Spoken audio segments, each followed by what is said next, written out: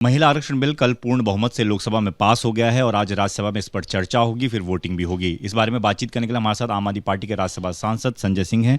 संजय जी, कल लोकसभा में पास हो गया है, आज राज्यसभा में बारी है, किस तरीके से देख रहे हैं? हालांकि आपने सवाल उठाया है कि इसको लागू होने में बहुत ज़्यादा वक्त लग जाएगा।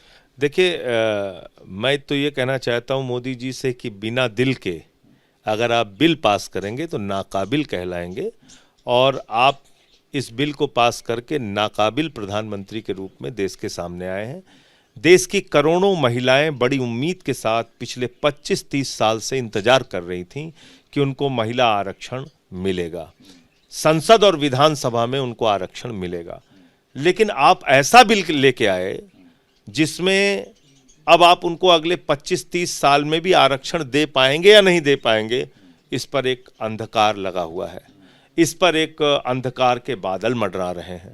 तो महिलाओं का अधिकार आपने अंधकार में डाल दिया। और 2010 में राज्यसभा के अंदर जो बिल पास हुआ था उसमें तो कहीं ये क्लॉज नहीं था कि सेंसस होगा, डिलिमिटेशन होगा। ये आपने क्यों डाला? इसका मतलब कि आपको महिलाओं को आरक्षण देने की मनसा नहीं है।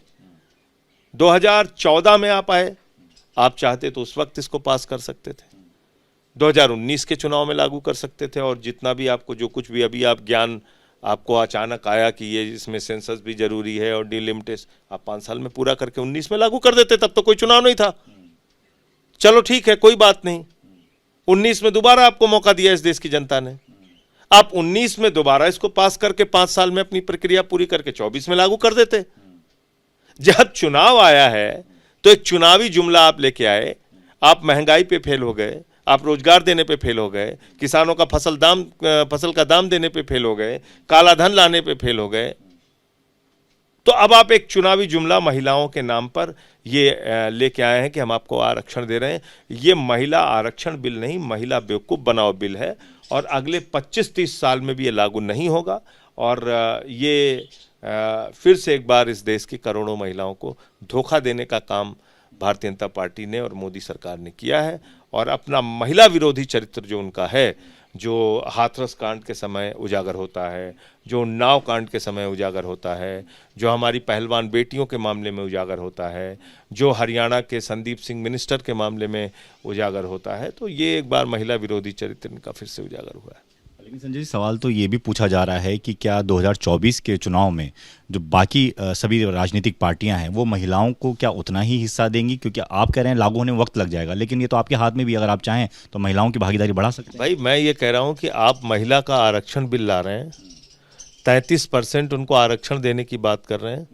ऐसे तो इस देश में जब लोकल बॉडीज के चुनाव हो रहे थे, पंचायत के चुनाव हो रहे थे, उस समय भी महिलाओं को भागीदारी नहीं मिलती थी। आरक्षण की व्यवस्था हुई तो उनको मिल रही है भागीदारी। आपको अगर नियत आपकी साफ है, आप दे देते। खुद बीजेपी ने कितना टिकट दिया है? बीजेपी कहेगी कि हाँ, हम 33% टिकट देंगे अपनी पार्टी की ओर से। तो इसलिए ये एक बेईमानी की बहस है।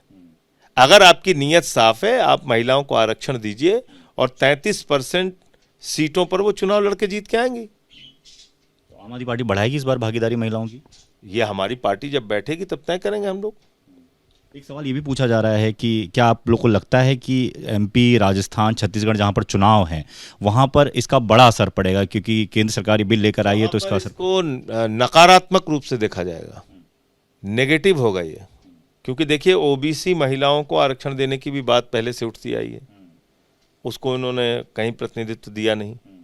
तो ये मामला भी इन तीनों चुनावों के अंदर उठेगा और इसका नुकसान होगा भारतीय जनता पार्टी को, क्योंकि आप लागू तो कर नहीं रहे।